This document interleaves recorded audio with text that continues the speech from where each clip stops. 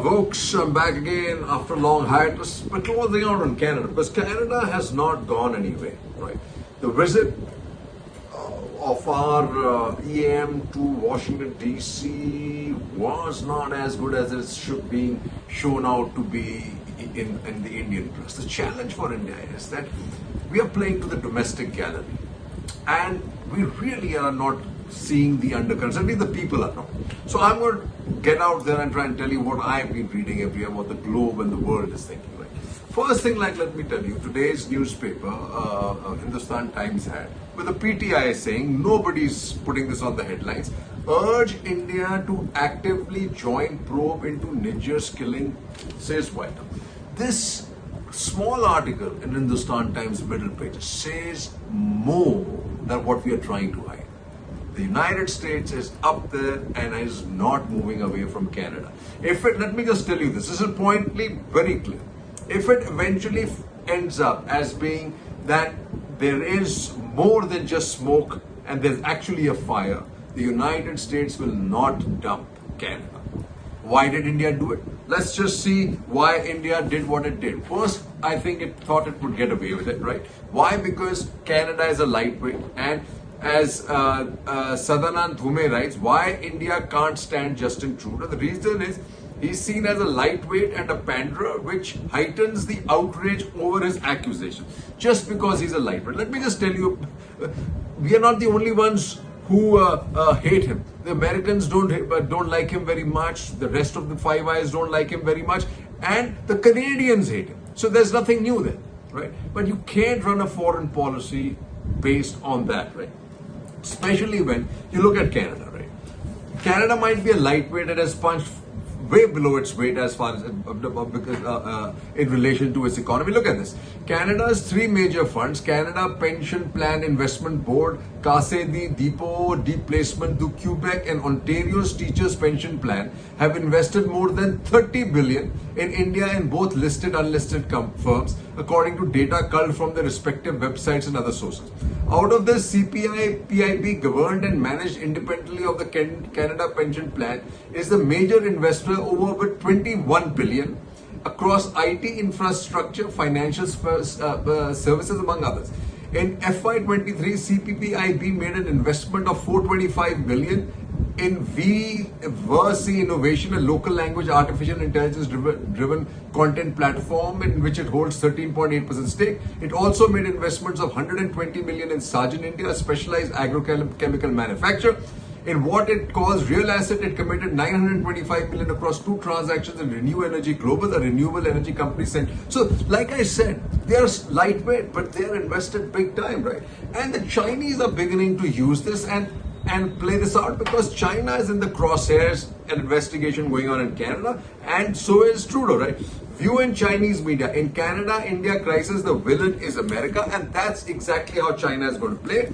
And we are where we are is because of how our Prime Minister, this particular government, has used the diaspora for electioneering in India, right? He says, a fraught border crossing by Sanjay Baru. BJ's politicization of diaspora, drawing it into diplomacy and domestic politics, is a double-edged sword. By mobilizing overseas Indians every time Prime Minister Modi travels abroad, encouraging them to cheer Modi, Modi, Modi, and drawing them into domestic political campaign in India, the BJP has helped politicize the diaspora. So if in London, New York, Houston, and across the world, pro-Modi groups are shown on Indian television, those politically opposed to his leadership are also seek media visibility. The PM's highly personalized style of diplomacy and its use in domestic politics has blurred the distinction between the diaspora's loyalty to the motherland and support for an individual politician. And this is crisis for our diaspora, right? And what do you have here? As he rightly puts it, spotting Khalistan from North America, this is Ramesh Inder Singh. A group of fugitives are abusing liberal laws in Western democracies to keep the idea alive, and that is true. Let's call a spade a spade. Canada has been extremely promiscuous to Khalistanis, right? And the crew wanting separation in India. So there's no way around it, right? But it says a word of caution. Just as Punjabis and Sikhs living abroad have responsibility to strengthen the hands of their politicians to act against the minuscule number of anti-India elements, We in India must ensure that the issue is not used to polarize people, and that's where it's going, right? Canada drags feet on banning Khalistan groups proscribed by India. The other problem with India is it proscribes everything as Khalistani and then does not provide the requisite proof. But here, let me again re-emphasize why India is what we think is needed, right? Why the US is not coming out and nailing us openly, because after all, the intelligence was given by them, is essentially for a reason that we are a democracy. The only reason we are in play is in democracy. We've been a piece of real estate ever since independence, and nobody has really, everybody has given us a pass because of our relationship with Russia, NAM, and all the other stuff. Right? We are where we are because of democracy, and now because the United States feel we have the necessary heft in our military capability to take on China. Hence India essentially is a bulwark or a strategy. Just like China was against USSR, built up by, again, remember, the American media, which is now getting extremely negative. The Wall Street, which pumped up China, was followed by all the other press.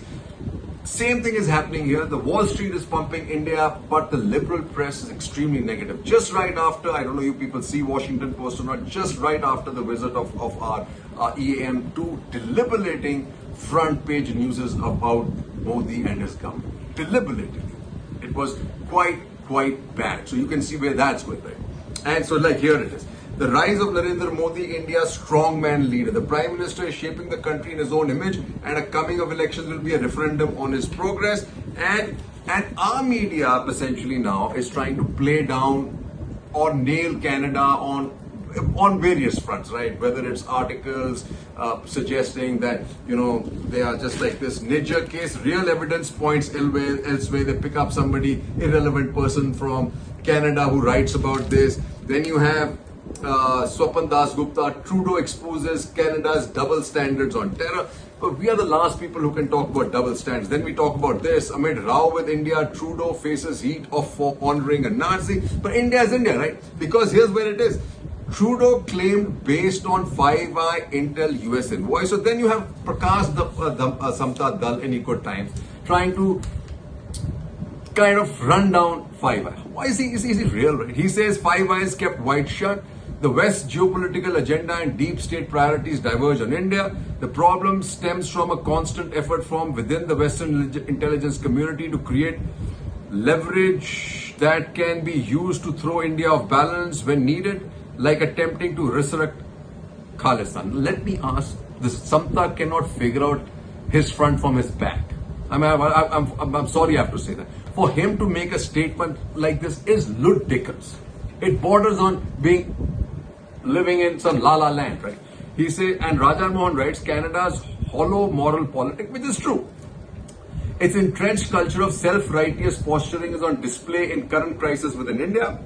With India, even as the nuclear contentious peaked and receded, Canada's minority politics at home began to cast a shadow over bilateral relations since 1980s. The effort to manage this negative dynamic showed some promise with the conservative Stephen Harper, who was in power from 6 to 15, but began to break down when liberals under Justin Trudeau took charge. In dressing up his domestic political calculus on cultivating Khalistani extremists in rhetoric from freedom of speech and the rule of law, Trudeau was simply falling back on the time-tested liberal Canadian moral politic. The cost of the strategy for Canada's relationship with India, whether Trudeau underestimated them or not, or did not care, are now at hand. But for even Raja Mohan, he's got to remember this, is what this person writes. It's like this, right? It's still it's a world of double standards, says Jaishankar. Regular response, look ma, no change of plan. This is Seema Sarohi. Trudeau's Niger claim puts ally Washington in a spot, yet the core of India-US ties remain sturdy. But collective wisdom on both sides will hopefully check the worst impulses that surface from time to time. The recent history of bilateral relations is replete with examples of hurdles removed or overcome because the key players kept their focus on the big picture. That's what appears to be happening once again, but I don't know, because Washington Post is playing up. To drive, to divide and inflame. Just see this. This is Washington Post the very day that Jaishankar left. Hindu nationalists use social media to fan polarization. Okay, this is New York Times, right? It continues. US calls for India, Canada to cooperate. NIA cracks down. Foreign ops not part of government policy. EM in US. What it means is, it's diplomatic speak for either I don't know or I did it and I won't tell you. Because he's not saying yes or no. He's saying it's not part of our foreign policy. Now, what does that mean, right? Do we have a rogue element that does this? At G20 meet, Biden raised Niger's killing with PM. Targeted killing, not India's policy. EM to Canada. Separatism, crime and terror all mixed up in Canada. EM. Maybe so. But you've got to go out and prove it. That's the legal system. Politics cannot dictate response to terror. EAM. In New York, Trudeau ups ante, calls for people to be thrown in jail. But what this gentleman writes, Ben Wright, is really clear. He says India's row with Canada threatens serious harm to Delhi. Why he says that is this. It is equally hard to imagine how other countries will be able to resist being sucked into the quarrel. They will certainly try, though. Many Western countries has expected a huge amount of time and energy in quoting India in recent months. And then what he says, this may be one of the reasons why trade talks between the two countries have stalled and why Rishi Sunak's planned meeting with Modi on the eve of G20 summit was already cancelled. There is still a great deal that the West doesn't fully understand about India. It had better start learning quickly. This is what's going to happen. Can't normalize what's going on in Canada. EAM. Amid row, India asks Canada to withdraw 40 of its diplomats. I would say stupid, short-sighted and immature. Because what it hurts is Indian people going overseas. Not that very many Canadians coming in, but a whole bunch of students, immigrants are all wanting to go to Canada. Keep embassy staff equal, Canada told. Why? It has to be equal to the population of the country you're going into, right? Canada PM not looking to escalate tensions with India, but like I said, the United States has got now, like if it basically is upset with Canada for putting this out in the open, because without substantiating the allegations, the US finds itself in a sticky place. But let me tell you, if these allegations are substantiated, India is in trouble. And very fact that poor what's his name EAM had to continue to pander to the United States and how good they are when he was in the US in Washington DC suggests he had a difficult time. Blinken urges Indian cooperation, Canadian probe into BS staying. FBI warned US Sikhs of threat to their lives after murder of activist Niger.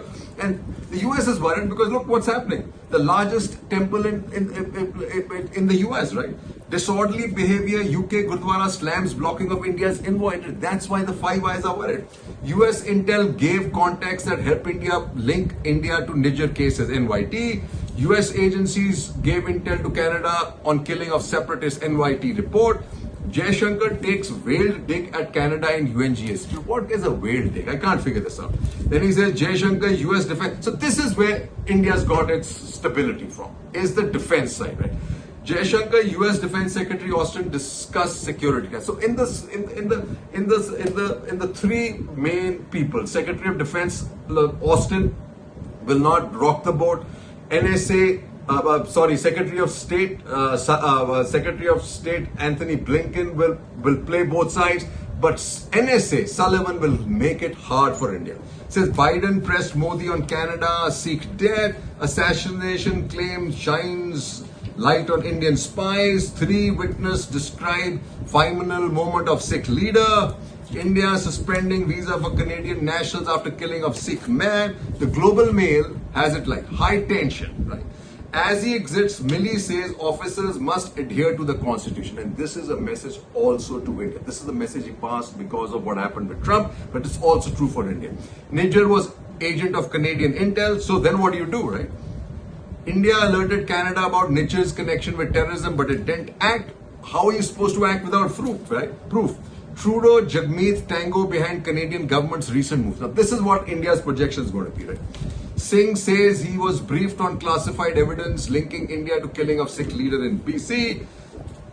Video of Sikh leaders killing shows coordinated attack. Justin Canada can't Trudeau Khalistani path. And this is what's important. India and Canada on the global chessboard side, Harsh Pant. Third and perhaps most significant, while Canada has its own Five Eye Alliance with which it binds it closely with the United States, the Kingdom, Australia and New Zealand, India has been able to build strategic partnership with several global players and is central to emerging global balance of power. What in the past would have been an easy choice for Western nations is not a simple matter anymore, as the center of gravity of global politics seems to be moving away from the West. India's centrality in the Indo-Pacific makes a strong relationship with New Delhi a vertebral strategic necessity for most nations wanting to have a stake in the evolving geopolitics. This is not to say that if Trudeau can bring to bear some concrete evidence, things won't change, or that Indian diplomacy doesn't have a challenge to deal with. This is important.